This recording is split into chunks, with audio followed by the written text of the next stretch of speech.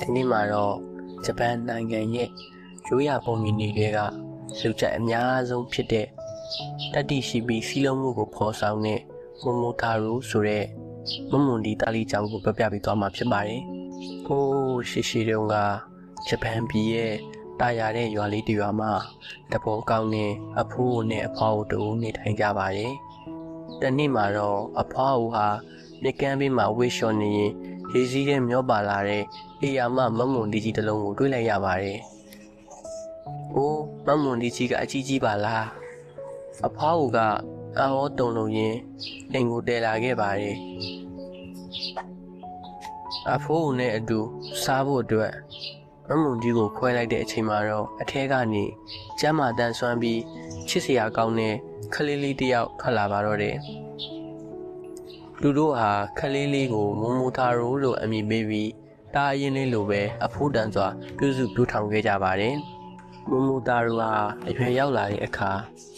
ရွာသားတွေကိုဒုက္ခပေးနေတဲ့ဖိုနီလို့ခေါ်တဲ့ဘလူးတွေကိုနှိမ်နှင်းဖို့ဆုံးဖြတ်လိုက်ပါတယ်။ဒီခီးမထွက်ခင်မှာအဖွားကခွန်အားဖြစ်စေတဲ့ကျုံမုံလုံးလေးတွေကိုထည့်ပေးလိုက်ပါတယ်။မိုမိုတာရိုဟာတောအုပ်ထဲကိုဖျက်ကျော်လာရင်လမ်းခရီးမှာခွေးတစ်ကောင်မြောက်တစ်ကောင်နဲ့ရွှေငှက်တစ်ကောင်တို့နဲ့တွေ့ဆုံခဲ့ပါတယ်။မိုမိုတာရိုမင်းစီကမုံလုံးလေးတစ်လုံးပေးရင်ငါတို့လည်းမင်းနဲ့အတူဘလူးတွေကိုလိုက်နှိမ်နှင်းပေးပါမယ်လို့သူတို့ကကတိပေးခဲ့ကြပါတယ်။ဒီလိုနဲ့မတူညီတဲ့အရေးချင်းရှိတဲ့လူငယ်ချင်းလေးဦးကစီစီလုံးလုံးနဲ့ဘလူးကျွန်းစီကိုချီတက်ခဲ့ကြပါတော့တယ်။ပင်လယ်ပြင်ကိုဖျက်ကျော်ပြီးတဲ့နောက်မှာတော့မိုမိုတာရိုနဲ့အဖွဲဟာအမောင်တူဖုံးလွှမ်းနေပြီးရှောက်မဖွဲကောင်းတဲ့ကြောက်ဆောင်တွေရှိရာဘလူးကျွန်းကိုရောက်လာပါတယ်။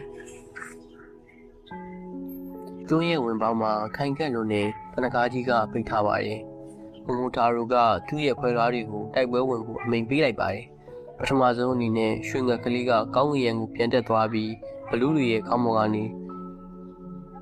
မျက်လုံးတွေကိုစိတ်ဆွဲပြီးအာယုံပြောင်းအောင်လုပ်ပါတယ်။ဘလူးတွေဟာကောင်းကင်ကရန်သူတွေကိုခုခံရင်ကမောက်ကမဖြစ်ကုန်ကြပါတယ်။အဲ့ဒီချိန်မှာမြောက်ကလေးကတော့လင်မြန်တဲ့အချိန်နဲ့ရှောင်းရံတွေကို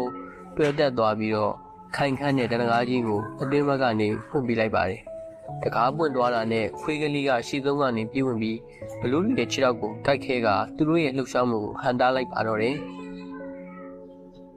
မိုမိုတာရိုဟာသူ့ရဲ့ဓာတ်ကိုဆွဲထုတ်ပြီးဘလူးတွေကြားထဲကိုရဲရဲဝံ့ဝံ့တိုးဝင်သွားပါတယ်။သူကအဖွားကိုပေးလိုက်တဲ့ခီပီတန်းကုန်းမုံလုံးတွေကိုစားထားတာကြောင့်